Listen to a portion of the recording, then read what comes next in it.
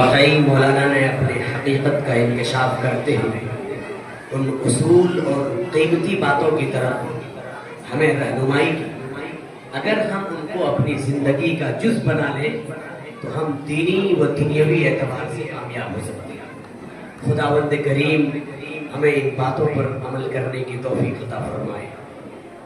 حضرات محترم سامعین بس، آپ لوگ جس طرح بیٹھے ہیں اسی طرح بالکل خاموشی کا مظاہرہ کر کے بیٹھے رہیں۔ الحمدللہ چاق و چوبند بیٹھے ہیں آپ لوگ، بس ہمارے پاس صرف اس سے قبل یعنی داستار بندی اور دعا ہو، اس سے قبل ایک مقرر باقی ہے۔ میں ان سے بڑی تیزی کے ساتھ مائک پر بلانا چاہتا ہوں۔ حضرت مولانا وجاہت اللہ صاحب حشمت پیٹ سے تشریف لائے ہیں۔ میں ان سے درخواست کر رہا ہوں کہ وہ تشریف لائیں اور اپنی تقریر پیش کریں۔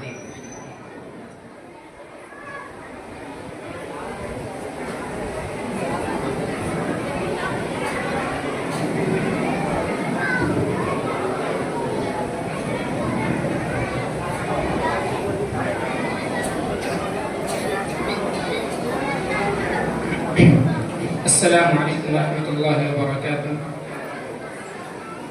حامدا ومصلیا اما بعد فاعوذ باللہ من الشیطان الرجیم بسم اللہ الرحمن الرحیم انا نحن نزلنا الذکر وانا له لحافظون صدق اللہ العظیم۔ ہے قول محمد قول خدا فرمان نہ بدلا جائے گا، ہے قول محمد قول خدا فرمان نہ بدلا جائے گا، بدلے گا زمانہ لاکھ مگر قرآن نہ بدلا جائے گا۔ لائق صد احترام اصحاب ارباب فکر و دانش، معزز علماء کرام، استاذ الاساتذہ حضرت مولانا مصدق صاحب قاسمی اور حضرت مولانا مفتی شاہد صاحب قاسمی کہ میں بہت بہت شکر گزار ہوں۔ سامعین محترم، میں ان دونوں حضرات سے درخواست کرتا ہوں کہ میں ایک طالب علم کی حیثیت سے یہاں کھڑا ہوں، میری باتوں میں اگر کوئی کمی اور کوتاہی رہ گئی تو حضرت الاستاذ سے اس پر اصلاح کی درخواست کرتا ہوں۔ سامعین محترم، آپ اس بات سے بخوبی واقف ہیں، اس مجمع سے بخوبی واقف ہیں کہ یہ جلسہ جو ہے دستار بندی کا ہے۔ علماء نے حفظ قرآن کی تکمیل کی، اسی بنیاد پر اس جلسے کو قائم کیا گیا۔ عزیزان محترم، یہ کون سی کتاب ہے؟ یہ قرآن کریم کی عظمت کیا ہے؟ جب بھی کسی آدمی کے اوپر ہم نظر ڈالتے ہیں تو اس کی رفعت پر بھی نظر ڈالتے ہیں، اس کی عظمت پر بھی نظر ڈالتے ہیں، اس کی شان و شوکت پر بھی نظر ڈالتے ہیں۔ اس قرآن کی بھی یہی مثال ہے۔ آپ اس کی بلندیوں پر بھی نظر ڈالیں گے تو یہ کلام اس احکم الحاکمین کا کلام ہے جس کے اوپر کوئی بادشاہ نہیں، اور یہ کلام کو نازل کرنے والا وہ فرشتہ ہے کہ اس سے بڑا کوئی فرشتہ نہیں، اور یہ کلام اس مہینے کے اندر نازل ہوا کہ اس مہینے سے زیادہ بابرکت والا مہینہ کوئی مہینہ نہیں، اور یہ کتاب ایسے نبی پر نازل ہوا کہ اس نبی سے بڑا کوئی نبی نہیں۔ سامعین باتمکین، دنیا کی دوسری کتابیں اس کی تعریف کرنی پڑتی ہے، لیکن یہ قرآن خود اپنی تعریف کرتا ہے۔ آپ قرآن سے خود پوچھئے، قرآن تیرا نام کیا؟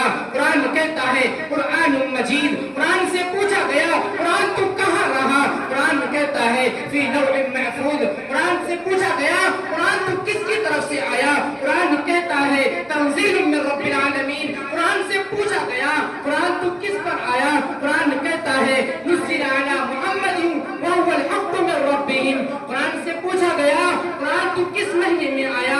قرآن کہتا ہے شہر رمضان الذی انزل فیہ القرآن۔ قرآن سے پوچھا گیا قرآن تو کس شہر میں آیا؟ قرآن کہتا ہے ھذا البلد الامین۔ قرآن سے پوچھا گیا قرآن تو کیوں آیا؟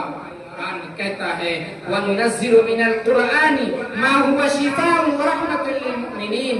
میں بیماروں کا علاج کرنے آیا ہوں، جہاں جہاں لعنت برستی ہے وہاں رحمت برسانے آیا ہوں۔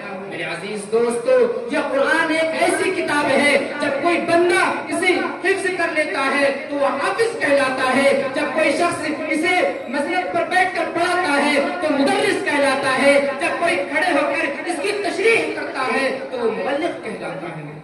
میرے عزیز ساتھیوں، ہر دور میں اس کے مخالفین سر نگو رہے ہیں کہ کسی بھی طریقے سے اس کتاب کو اس دنیا سے مٹا دیا جائے۔ میں دور کی بات نہیں کرتا، میں ملک ہندوستان کی بات کرتا ہوں۔ جب ملک ہندوستان آزاد ہونے سے پہلے انگریزوں نے یہ شرط لگائی تھی کہ تمام قرآنوں کو سمندر میں ڈال دیا جائے، تمام کتاب قرآنوں کو جلا دیا جائے، تو اس کے جواب میں علماء حق نے کہا تھا کہ ہاں ہمیں تمہاری یہ شرط منظور ہے کہ تم کہتے ہو کہ سارے قرآنوں کو سمندر میں ڈال دیا جائے، سارے قرآنوں کو جلا دیا جائے، ہم منظور کہتے ہیں، بلکہ ہم یہ بھی کہتے ہیں کہ قرآن کے ساتھ ساتھ قرآن کی ساتوں دیگر کتابیں، یعنی جس میں قرآنی آیت لکھی ہے، اسے بھی تم سمندر میں ڈال دو۔ اس شرط لگانے کے بعد ایک انگریز ایک مدرسے کے ننھے سے بچے سے سوال کرتا ہے کہ بتاؤ فلاں آیت کس بارے میں ہے، تو وہ بچہ اپنے نرم و نازک زبان سے اس آیت کو پڑھنے لگتا ہے، اس انگریز کے منہ سے چیخ نکلتی ہے اور وہ کہتا ہے کہ اس قرآن کو اس دنیا سے کوئی مائیکل لان نہیں مٹا سکتا، اور کیوں کر مٹا سکے گا؟ ما ھذا کلام البشر، یہ کلام کسی انسان کا کلام نہیں ہے۔ میرے عزیز ساتھیوں، آج بھی زمانہ قرآن ہی سے فیض پائے گا، مٹے کی ظلمت اور نور جگمگائے گا۔ اگر ہم نے قرآن کو فالو نہیں کیا تو ہمیں ذلت و پستی کے غار میں جا گرنا پڑے گا، کیونکہ ہم دیکھ رہے ہیں حالانکہ قرآن کریم کے اندر اللہ تبارک و تعالیٰ نے ارشاد فرمایا وَلَا تَهِنُوا وَلَا تَحْزَنُوا وَأَنْتُمُ الْأَعْلَوْنَ إِن كُنتُم مُؤْمِنِينَ، کہ مسلمانوں تم نہ کبھی غمگین ہوں گے نہ تم کبھی مایوس ہوں گے اگر تم بشرط کے سچے پکے ایمان والے ہو جاؤ۔ آج ہمارا ایمان مضبوط نہیں، آج ہمارا ایمان اتنا طاقتور نہیں کہ آج ہم کیا غمگین ہو رہے ہیں۔ سامعین باتمکین، اگر ہم قرآن کو مضبوطی سے پکڑ لیں گے تو آج ہم غلام نہیں بلکہ آقا بن جائیں گے، اور مسلمانوں کو اس دنیا کے اندر حکمرانی کرنے کے لیے بھیجا گیا ہے۔ اسی وجہ سے قرآن کے اندر احادیث مبارکہ کے اندر غلام آزاد کرنے کی کئی فضیلت بیان کی گئی ہے۔ سامعین محترم، چونکہ آپ بہت ہی بڑے استاد، ہم سب کے استاد حضرت مولانا مصدق صاحب قاسمی دامت برکاتہم العالیہ کا بیان ہونا ہے، میں چند باتوں پر اپنے کلمات کو ختم کرنا چاہتا ہوں۔ تو باتیں عرض کرتا ہوں کہ اگر ہم نے قرآن کو فالو نہیں کیا تو وہ نوجوان طبقہ جو آج ایمان اور کفر کے دلدل میں پھنسا جا رہا ہے وہ پھنستا ہی چلا جائے گا، باہر آنے کی اسے کوئی راستہ نہیں ملے گا، باہر آنے کا اسے کوئی طریقہ نہیں ملے گا۔ کیونکہ وہ قرآن کو فالو کرنا چھوڑ دیا، قرآن کی سنتوں پر عمل کرنا چھوڑ دیا۔ من تشبہ بقوم فهو منهم میں داخل ہوتا چلا جا رہا ہے، اور حدیث مبارکہ یصبح الرجل مؤمنا ويمسي كافرا ويمسي مؤمنا ويصبح كافرا کے اندر داخل ہوتا چلا جا رہا ہے۔ کہ قرب قیامت وقت ایسا آئے گا کہ انسان صبح کے وقت مسلمان رہے گا لیکن شام کو کافر ہو جائے گا، اور شام کے وقت مسلمان رہے گا تو صبح کو کافر ہو جائے گا۔ سامعین محترم، ہمیں قرآن کو مضبوطی سے سامنا ہے، اور چند اشعار کہہ کر استاد اور اساتذہ کی نصیحتوں سے ہمیں خوب سبق حاصل کرنا ہے۔ کچھ اشعار کہہ کر میں اپنی جگہ لیتا ہوں۔